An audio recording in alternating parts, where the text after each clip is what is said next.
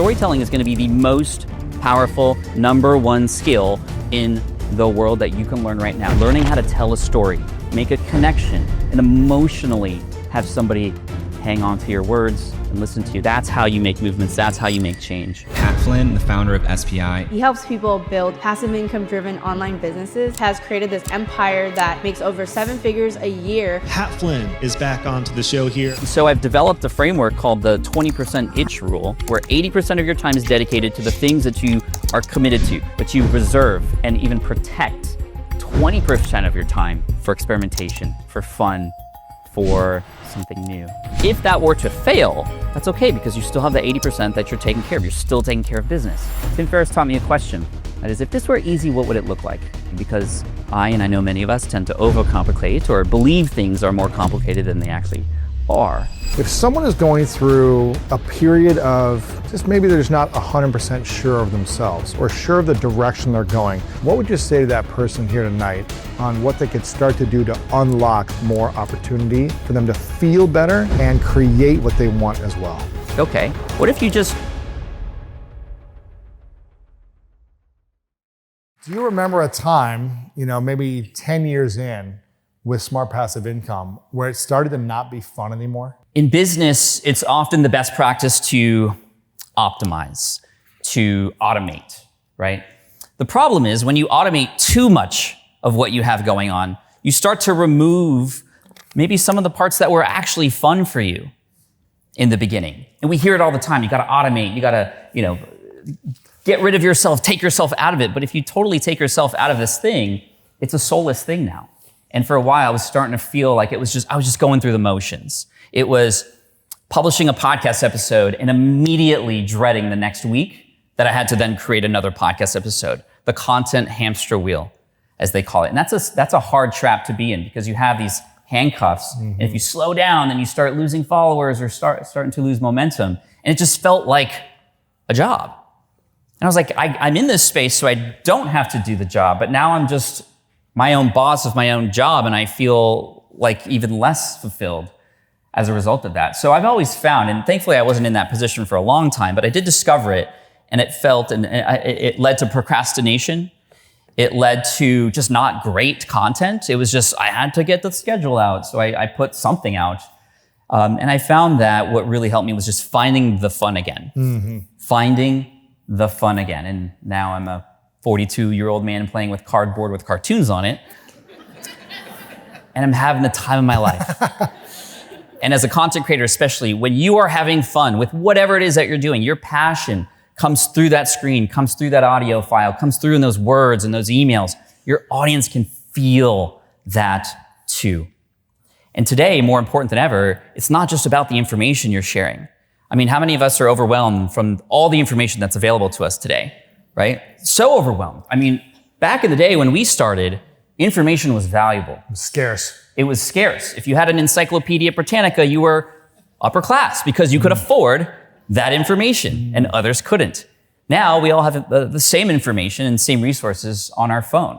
So if information were the key, then we'd all be successful. So it's not the information. As a creator, it's about packaging that information. How do you actually create an emotional connection with someone? You do such a good job of this. The stories that you tell. Storytelling is going to be the most powerful #1 skill in the world that you can learn right now. No matter what industry you're in, whether you're an employee or an employer, learning how to tell a story, make a connection, and emotionally have somebody hang on to your words and listen to you. That's how you make movements. That's how you make change. So I'm big right now on storytelling. Yeah. And I'm trying to teach my kids that as well. And they're now on stages and talking in front of people with hopefully some good skills behind them. So how long was it for you where you felt like, I'm just not enjoying it. I'm showing it because I have to. I'm trying to keep growing this thing, but it's not growing at the speed that I once had it. So it's just kind of stagnant. Like 3 or 4 years in, you have the honeymoon period, as they call it in the beginning, where you have those butterflies about your business. You can't stop thinking about it. The what ifs are the, what if this works? What if this blows up? What if this is successful? But those what ifs start to transition into, what if I wasn't meant to do this? What if this doesn't work? What if this fails? What if somebody outdoes what I do? And you start to question. The imposter syndrome starts to come into play. And that is a very common thing. Who here has tried to do something outside of their comfort zone and has felt that imposter syndrome get in the way? Almost everybody in the room.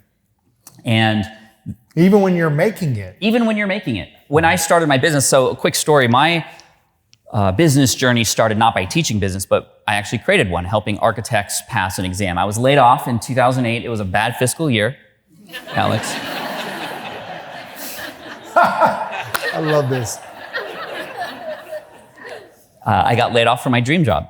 I went to Berkeley, got a 4.2 grade point average in high school, graduated magna cum laude from Berkeley, got a great job in the Bay Area, was living my dream. And then I got the rug pulled out from under me in 2008, and I didn't know what to do. Moved back in with my parents 2 months after I proposed to my girlfriend. Wow, really? And she stuck around, thankfully. Wow. Did she move in too? She moved in with her parents as well. Wow. And I was like, this is great. This is awesome. Can I come over and hang out with your parents now? It just was not a good thing. And it wasn't until I discovered online business and I discovered that I had some superpowers. I had taken an exam that was very difficult in the architecture space, and I passed, and I started to share that information online. In no way did I feel like an expert, but because I was the one to step forward and say, hey, I just did this and you can do it too, I started to be seen and positioned as the expert. And that was so weird to me. It was so new to me. And I remember in October of 2008, I launched a study guide. It was a PDF file of my notes. And I sold it for $19.99. And I was deathly afraid. I had no idea what I was doing. And I was like, this has to work. And I remember I launched it at like 12 a.m., so like midnight. And it was on my website that I had. And I had some traffic coming to the website. So I was hopeful. I was crossing my fingers. I wake up at 6 a.m. and I go to check my email. No sales. And I'm like, okay, well, I'm going to start looking for architecture jobs. And that's exactly what I did. I worked on my resume, and I was just like, well, tried it, didn't work. I'm looking for proof that I was not meant to do this, right? That confirmation bias. A few hours later, I check my email, nothing. Reconfirming that I was not meant to do this. Sent more emails out to architects and engineers. Later that afternoon, I got an email. Ding. PayPal. Come on. Notification of payment received. $18.38 because of PayPal fees. And I was like, this is amazing. Where did this, I made money. Yeah. That was the first money I had ever made online. And immediately, not 2 minutes later, I thought something was going to go wrong. I thought the FBI was going to show up. You know? I could go through hours with you talking about all the times I didn't believe that I was supposed to do what I was supposed to do.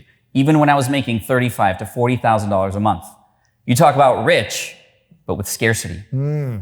That's the mindset I had. I was still looking for architecture jobs, even though I was generating revenue. Wow.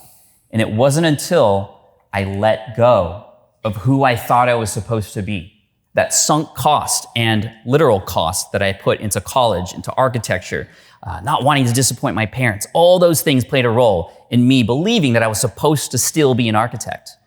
Yet there was this new world, the business world. And essentially, I was climbing 2 ladders at the same time. How can you climb 2 ladders safely at the same time? That's tricky. But that's literally what it was like. So eventually I had to let go of one ladder, which was scary and dangerous.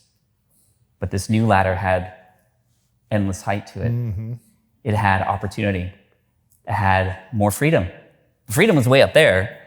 Didn't know how I was going to get there, but I knew that there were other people who had stepped on those rungs before me. And so I trusted myself. I had to let go to grow. But after 4, 5, 6, 7 years of kind of reaching the top and then maybe the growth not accelerating as much, you started to fall back into a sense of this isn't as exciting anymore, or what happened then? Yes. However, I've always sort of looked for the next fun thing. I think that's something that has helped me. I do a lot of things. Lewis has mentioned a lot of the things I'm into now, Pokémon. I also have an invention called the Switch Pod. I have started and sold software companies. I'm an advisor to 12 different companies. I do a lot of things. And I've learned over time that And this is what they often say, you have to do one thing and just like lean into that really well, right? Have you heard that before? Lean into the one thing. There's a lot of people who say that, and that's great. If you are disciplined enough to do that, I am not. So when I was told to do that and tried it, that's when I started to feel like this wasn't fun because I wasn't able to scratch that creative entrepreneur itch that I had. And so I've developed a framework called the 20% itch rule, which isn't anything really new.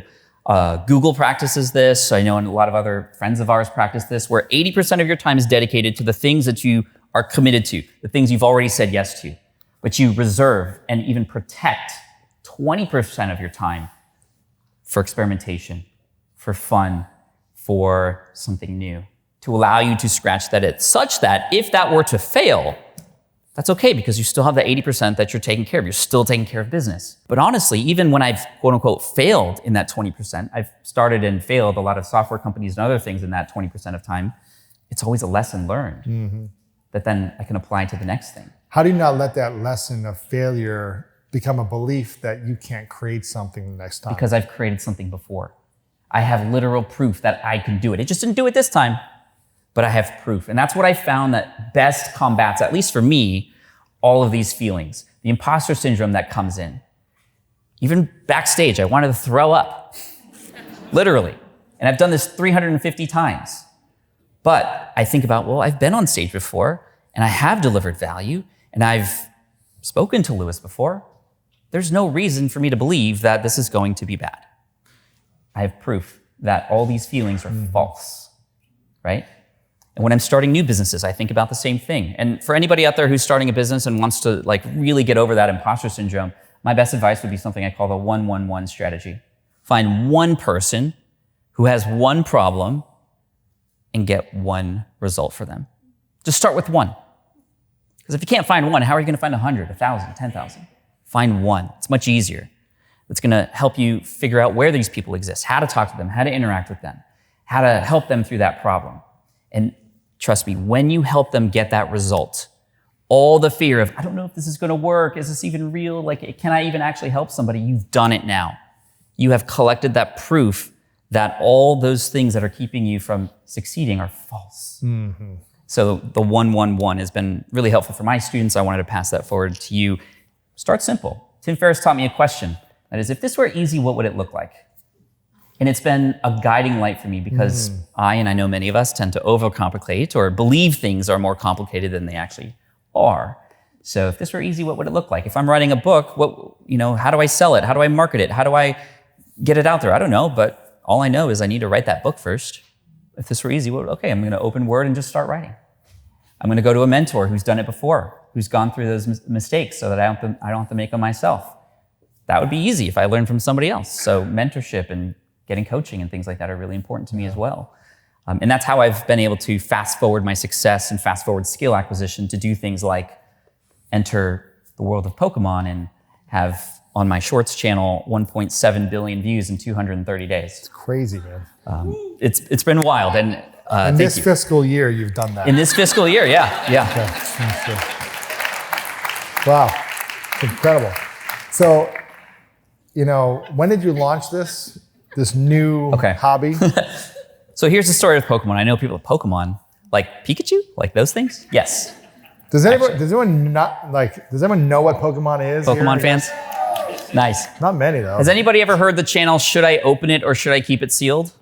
That's me. I have. That's me. Anyway, it's just me opening packs and you see my weird looking thumbs and all that stuff. That's the Shorts channel. But before that, the Pokemon channel actually started during the pandemic because my kids got into Pokemon.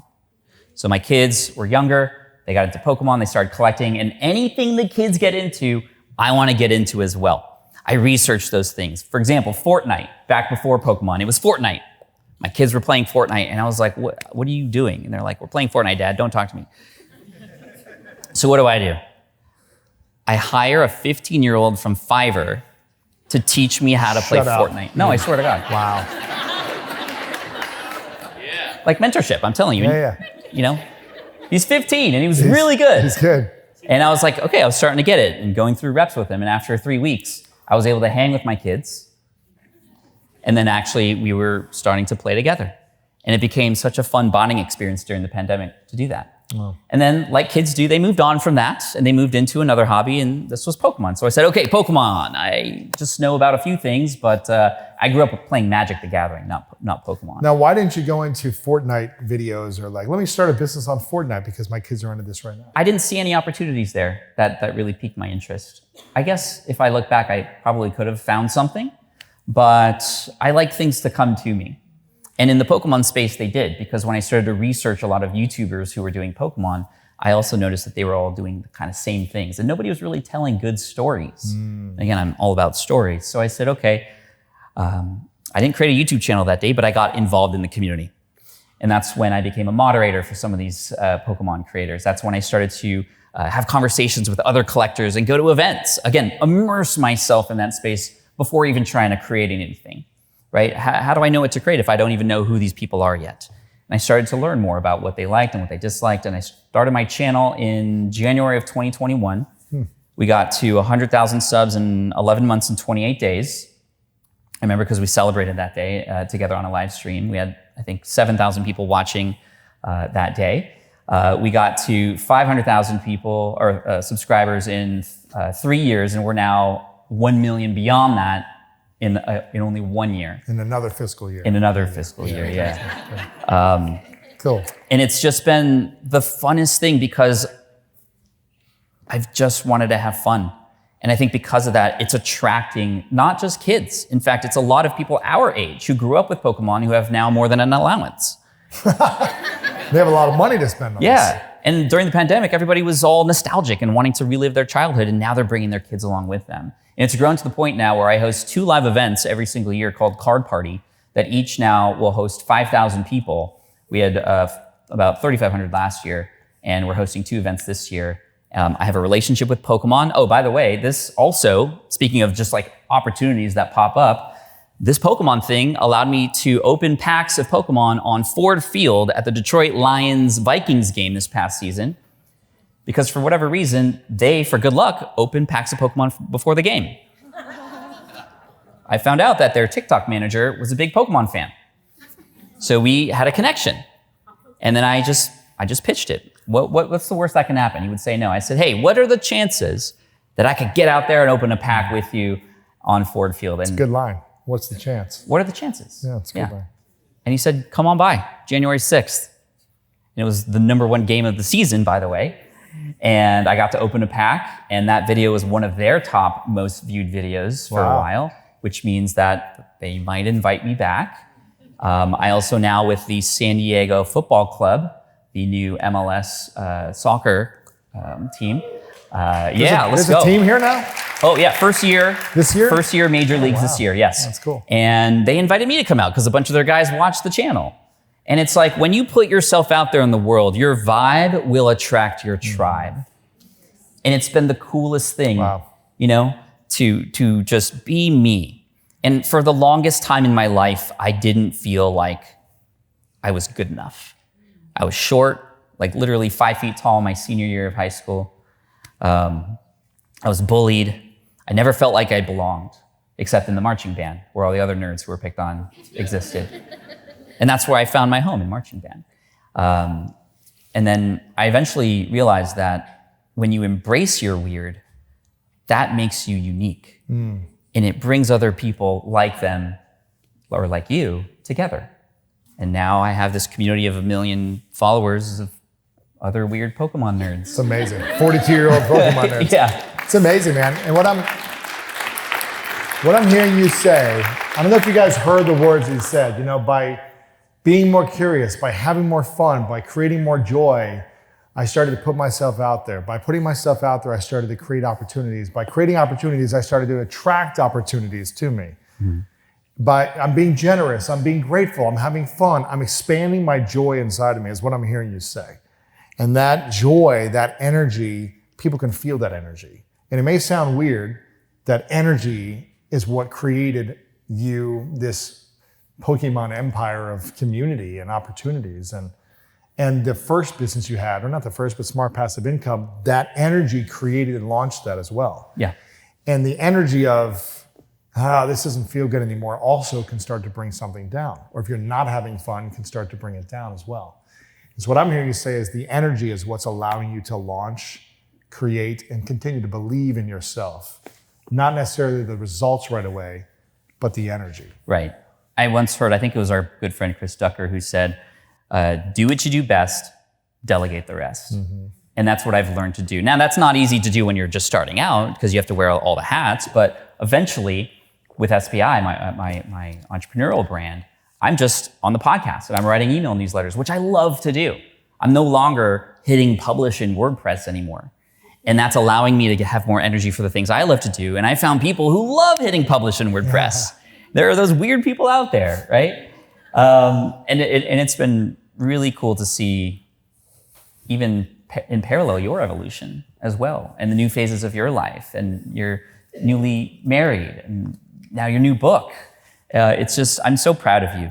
Thanks, man. Lewis. I know that we both have gone through some rough patches and hard times over the years, and I'm proud of you. Thanks, man. I appreciate it. Proud of you too, man. Appreciate it. It's been a fun journey. For someone in the audience here right now, whether it's Alex, who's at 65% peace, whether it's the four, bros over here who are trying to become multimillionaires and open their heart at the same time, or anyone else here, if someone is going through a period of just maybe they're just not 100% sure of themselves or sure of the direction they're going, maybe there's a little bit of self-doubt, maybe they don't even talk about it to anyone, but inside they're like, something's not working in my life, my career, my business, like it's not coming effortlessly to me. What would you say to that person here tonight on what they could start to do to unlock more opportunity for them to feel better and create what they want as well? My mind goes to a lot of creators who I work with who struggle because they're doing the work and they're not seeing the results. They're creating the videos and they're not seeing the views. They're publishing on TikTok and they're not seeing the likes. And a good friend of mine, Alex, a different Alex,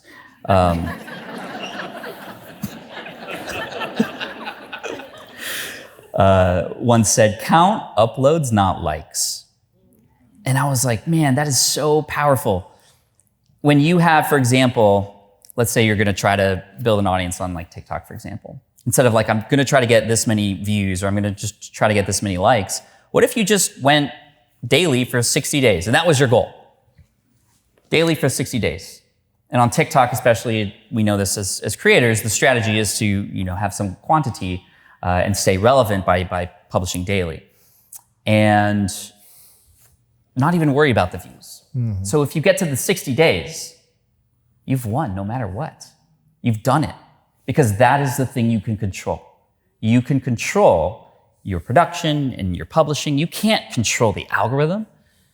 You can't control whether a person likes this video or not. Yes, we look at those and we base decisions off of those things. We pivot based off of those things. But when we base our mood on something that we cannot control, you are letting external factors potentially break you. Mm-hmm. And I heard this quote once, an egg broken from the outside, life ends.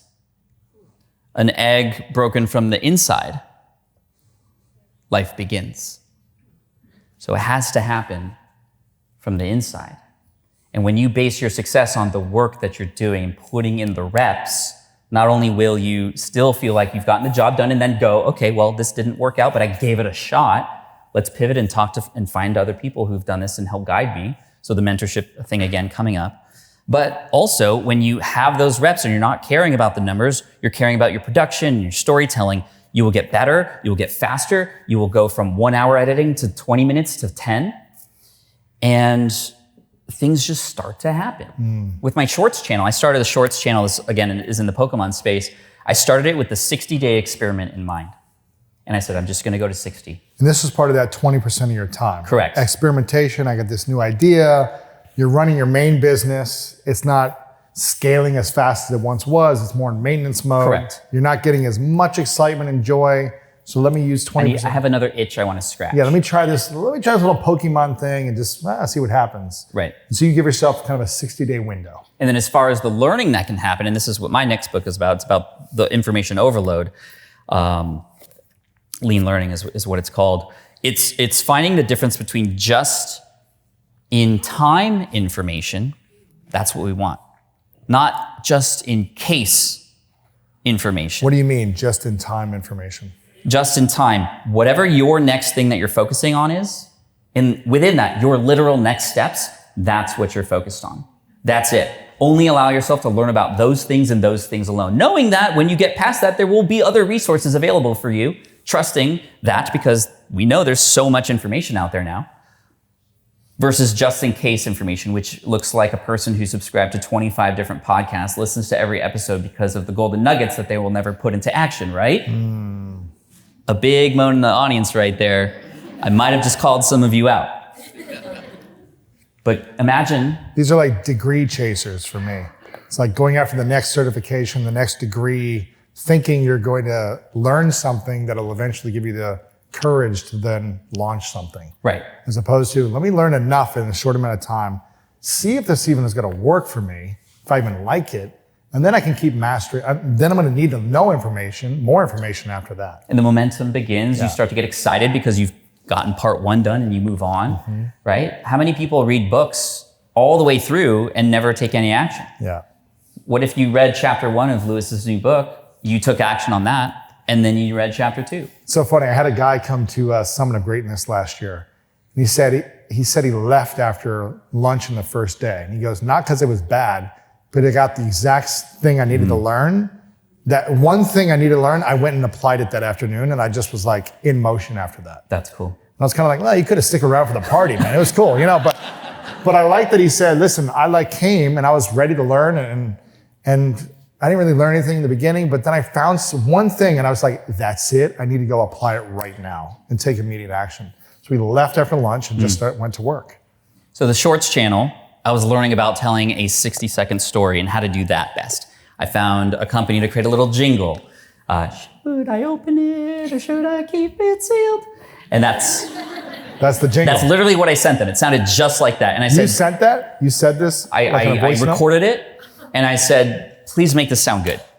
For those that don't know this channel, like it's something I've become obsessed watching, and the jingle is so catchy that the Pokemon world like sings it at conferences. So it's like something you did on a phone. Oh, there's been parodies of it now. Like somebody opened a package of bologna and was like, should I open it? And then they open it and they're like, oh, this one's valuable. Oh, why is there mold on this one? Like it was really so his funny. whole thing is, should I open it or should I keep it sealed with a pack of rare Pokemon cards? Right.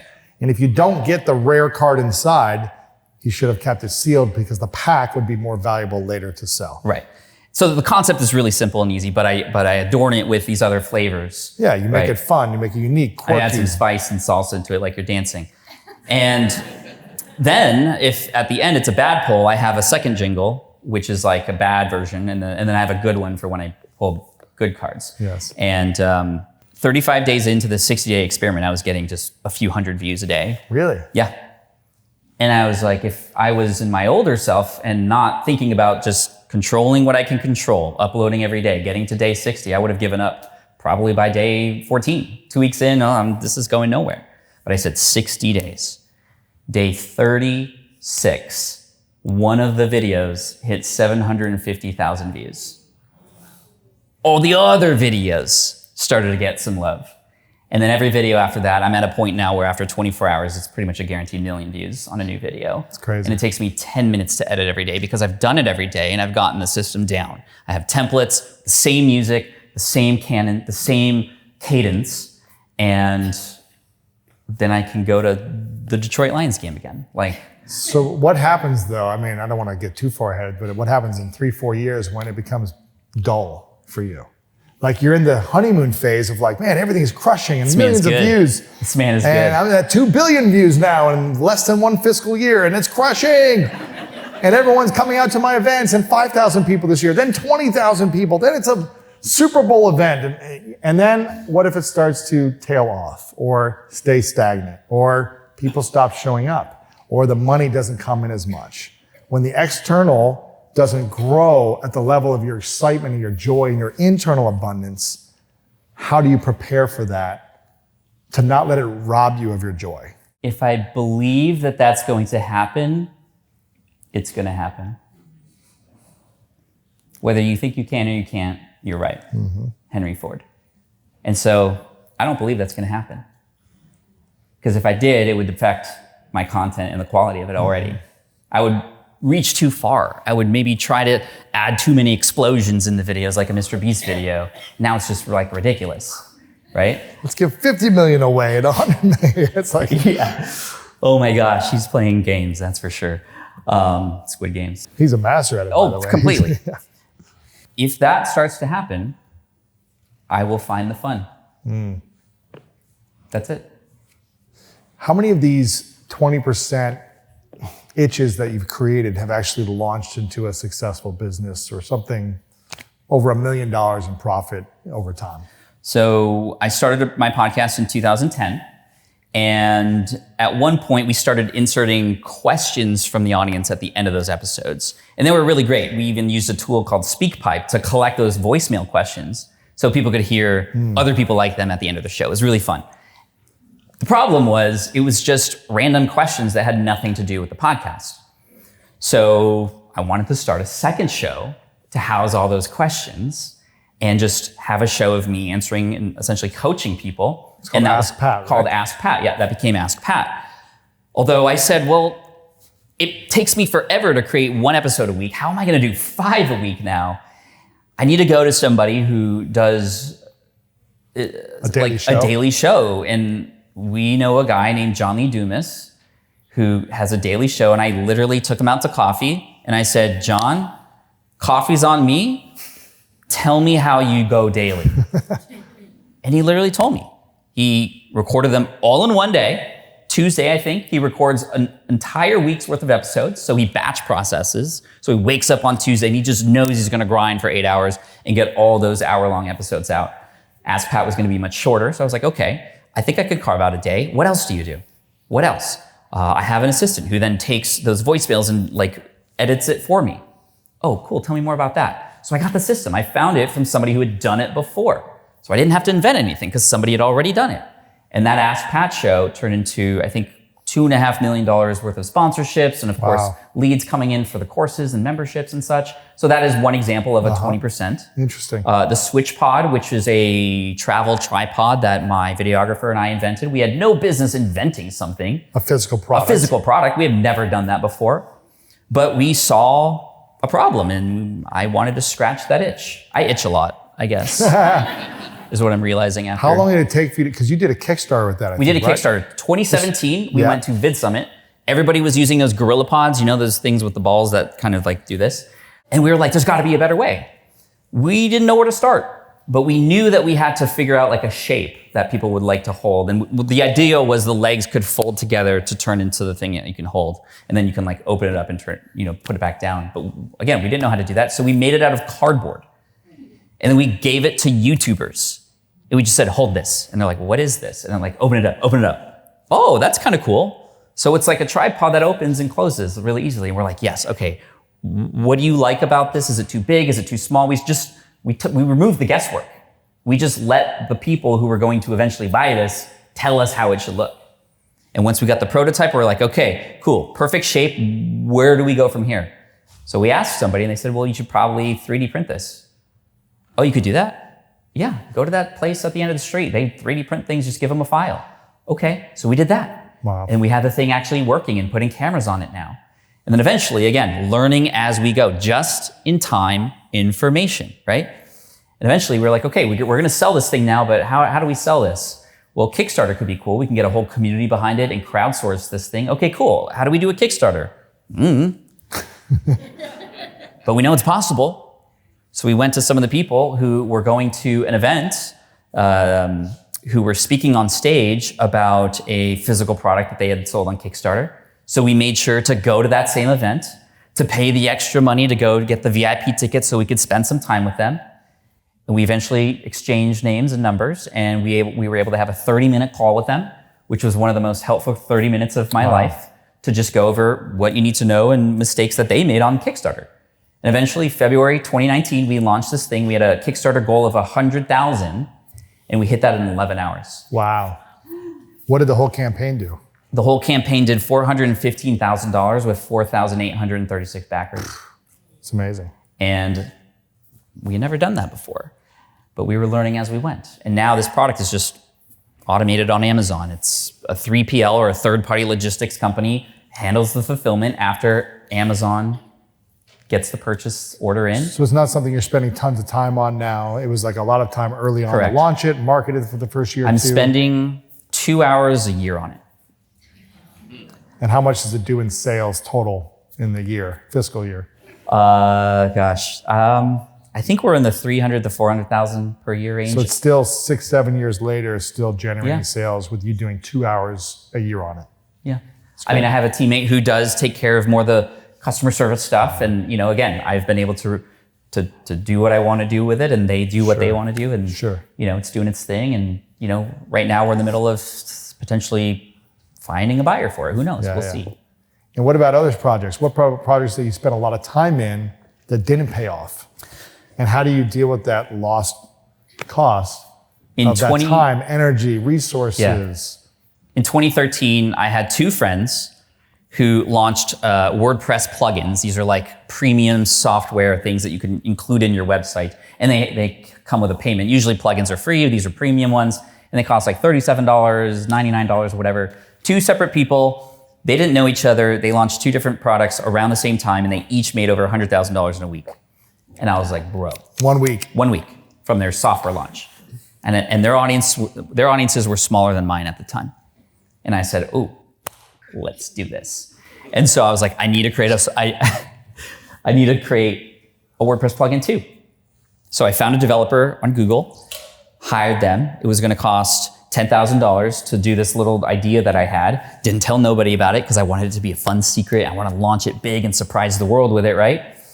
And what was supposed to take $10,000 in 6 weeks took about $20,000 in 6 months because I didn't know even exactly what I wanted.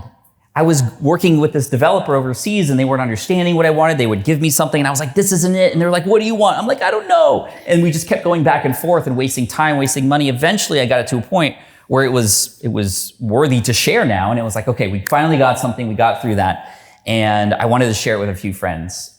I don't even know if I shared this with you at the time, but I shared it with a few buddies. I was like, guys, I've been working on this secret project for the last 6 months. Check this out. I did a little demo. Meh. And I was like, wait, what do you mean meh? Like, well, it's kind of cool. I mean, what if it did this though? And like, it shouldn't do this. And what if it did this? Oh, yeah, it would actually be better if it was like this. And I was like, I don't have any more money to spend on this thing. I did this backwards. So I learned two really important things from this $20,000 lesson, which I never launched this thing, by the way. I learned, number one, with new ideas, it is worth it to share up front. I was afraid some people were going to take this idea and steal it, and that's always the fear, right? But the truth is, if you're the one doing the work and if you're the one who's passionate about it, somebody might like the idea, but you're going to be the one to execute it. And there are so many more benefits that can come from people saying, well, what if it did this before you build it versus after? And getting that feedback that you want that, right? The second thing I learned, which was a more important lesson, was when I did something simply because I was chasing the money, it always failed. Really? And that has been the case every single, that was the big one though. That made me go, okay, before I start something, why am I really doing this? Who am I doing this for? But don't you want to make money as well? Of course.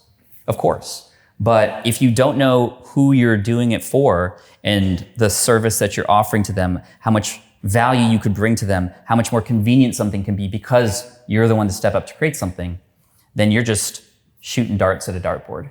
So sometimes going after the product just for the money doesn't give you the peace as well. I know a lot of people, we know some of these people who are multimillionaires. They have mansions, the nice cars, a huge team, and they are miserable because they're not actually excited about the work they do. Yeah, well, they lost the joy. Absolutely. And right now, I mean, I'm in my 40s now, and, you know, my kids are getting older, and I just don't have room in my life for BS, and I want to fill as much time with joy as possible. Mm-hmm. So you're not thinking about, can I make a lot of money with this thing first? Maybe that's in there of like, maybe this can make me money. It's got to make some money, right? But you want to go after the joy or the excitement of it first, and the possibilities and the creativity. And then does it also have the potential to be worth my time financially? Maybe a better question would be, who can I help right now who could pay me a lot of money and be so thankful for that? Why do you want to feel like someone's thankful for what you do? As an Enneagram 3, that is my lifeline. Is that the same as Alex? I don't know what Enneagram Alex is. Probably not. You're probably a 1, since you're more... if you don't know what the Enneagram is, it's one of the several different kinds of ways to understand more about who you are, and like the different numbers mean different things. Like my wife, for example, is a 6, which means she's very loyal, but it takes a little bit of time to break through that barrier, but once you're in, she will die for you. Wow. Which, when I learned that about her, that opened up so many more amazing conversations in our relationship. This is a side tangent, by the way, but I used to take her to these business events with me, like this. She's not here tonight, by the way, and you'll understand why in a second. I used to take her to these events, and I was like, babe, like, there's so many amazing people here. Go talk to them, like, hang out, have fun. Like this, we're generating revenue, we're making money, and these are amazing people who we can build partnerships with. It's like you're just sitting there. A lot of you know where this is going already. I'm like, you're just sitting there. And she's like, you're sleeping there on the couch. But I didn't understand. Because I was like, there's this opportunity, but I was seeing it from my lens, not her lens. And when we discovered the Enneagram and had this common language, and I discovered that, it was because she was protective. It was because she was unsure and has this barrier. And that's something that could be a good thing and could be a bad thing. Mm-hmm. And she was just protecting us by not building relationships, because we eventually found out that there were people who were trying to get to her to get to me. Interesting. She was protecting me, and I didn't know that. And she's learned about me. She's like, oh my gosh, you're like, you got to go on stage and like, you got to be cocky and like talk about all your business and how much money you're making. And I'm like, no, I'm showing people that it's possible. But then when she learned that as an Enneagram 3, my value comes in knowing that I am of service to other people, that thank you is really important to me. So again, you appreciate appreciation. Correct. Again, it could be a bad thing, because if my self-worth is based on whether or not Lewis says thanks to me tonight, that could be a dangerous state. But I mean, I'll say thanks. I appreciate it. But how do you do that then if you're putting yourself out there with a physical product, and if no one buys it, then no one is appreciating the value you've created? It's hard. If you're putting out videos every day and no one watches or likes it, you're not getting that virtual thank you or appreciation. How do you continue to appreciate your value even when others don't appreciate your value? What are you basing the appreciation and value in return from? If it is from likes or comments, that can be very dangerous. If you know that what you're putting out there is of service to people, then oftentimes you just have to believe that there are people out there who are benefiting from it. Mm-hmm. And I remember for my podcast in 2011, I had it running for a year and a half, and it was feeling like the machine. And I was like, it wasn't growing as fast as the blog was at the time. So I was questioning the work and the time it took to edit and put together the podcast. And I was close to giving up on the show, 50, 60 episodes in. Mm. And right around this time, I got an email from a guy named Michał from Poland. And the subject line of this email was, Pat, please read You Saved My Life. And I was like, dang, that's a good subject line. I'm going to open that for sure. And so I read it. It was like an essay. He had found my show in the early days. Again, I had never met this or didn't even know this person existed. He had found my show early on when he was bedridden because he got in a skiing accident. And he included x-rays of his ankles with nails and plates in them. And he said that he felt like he was letting his family down because he couldn't go to work. He felt like he was letting his kids down, and it was just crushing him. And he found my show and he said he would listen to it every day and it would encourage him to keep trying and keep going. And he said that there was one particular episode where when I talk about goal setting, I often say, go for the almost impossible. And he said with 2 broken legs that he was gonna go run a marathon. Wow. And there was a marathon a year later after he discovered my show at it was the Warsaw Marathon, 26.2 miles. And at the bottom of this email, there's a picture of him crossing the finish line, holding up a sign. And the sign said in Polish, so he translated it for me. It said, thank you, Gabby, his wife, and his kids, and Pat Flynn. Wow. That's pretty cool. Yeah.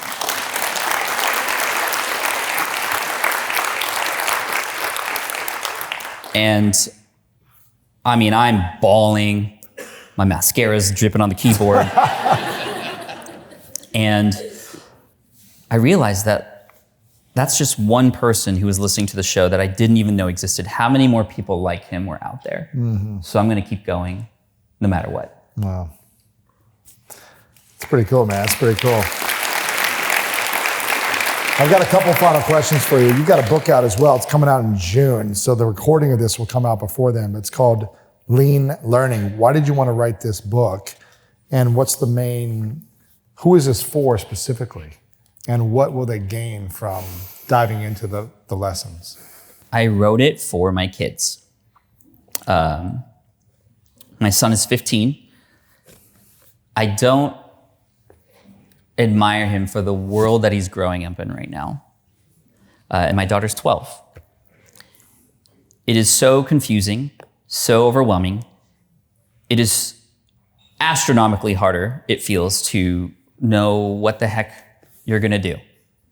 And I know a lot of us are falling in that same path, whether you're 15 or 50, that you just are overwhelmed and confused with everything that's available out there to you.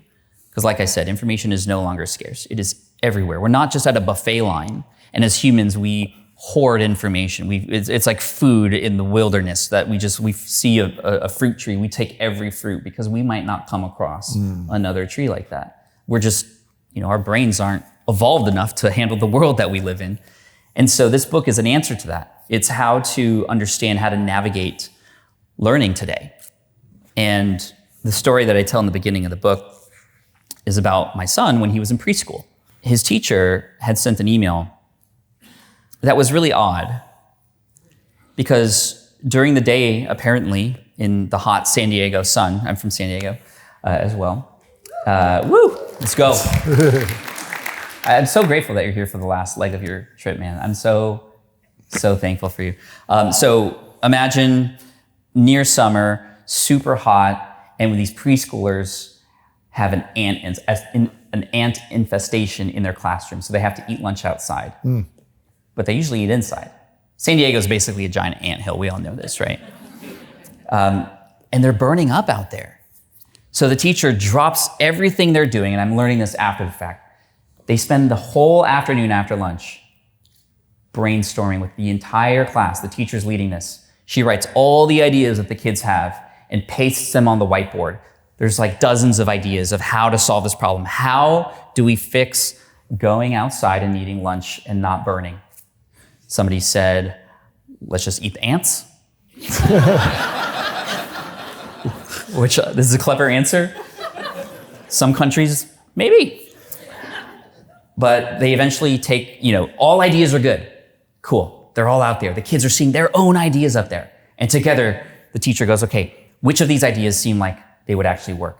So she's doing what we do as entrepreneurs, right? When we brainstorm something. And eventually, it's one Post-it note where they're gonna build a sunshade out of blankets and PVC pipes. So this email was, hey parents, if you have any leftover blankets or sheets or anything, please bring them to school tomorrow. We have people bringing PVC pipes. They're gonna be building a project. And we're just like, well, this is interesting.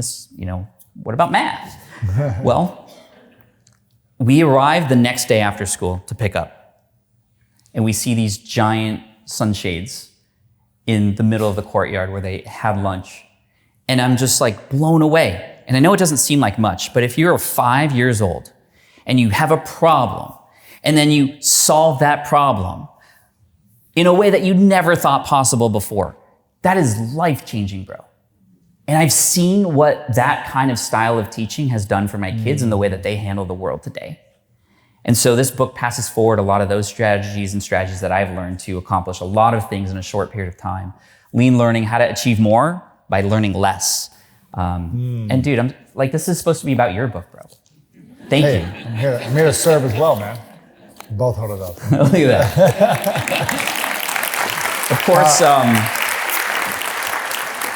Of course, yours is bigger than mine. But. Why did I say that? I don't know why I said that. You gotta, sometimes it's not about having more, it's having less.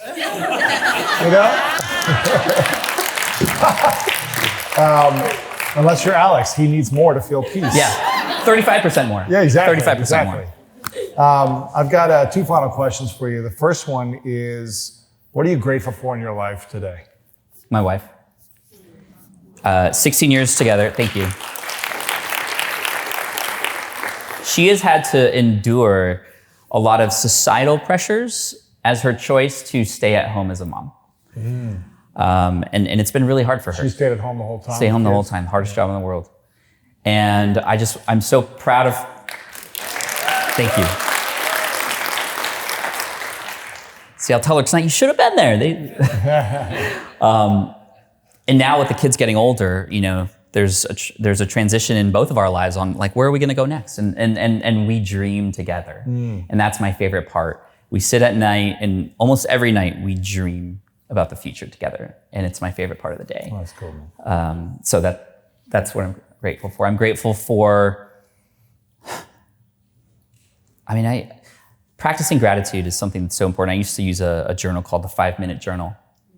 Every morning, you write down 3 things that you're grateful for, so that even if you have a pretty crappy day, you're at least grateful for 3 things. And at the end of the day, you talk about 3 things you wish you'd done better. So I love that format. I stopped using the journal, but it has trained me to think and be grateful for things like this chair and water, like the things around us that we take for granted. And I remember, and you know this too, our work with Pencils of Promise. I think that photo was at a Pencils of Promise gala. Was it? Yeah, in New York. Yeah. So Pencils of Promise is an organization that builds schools around the world. We were both on the board of it for a period of time, and I had built a couple schools there and had the opportunity to go and see those schools being built. Where'd you go, Guatemala?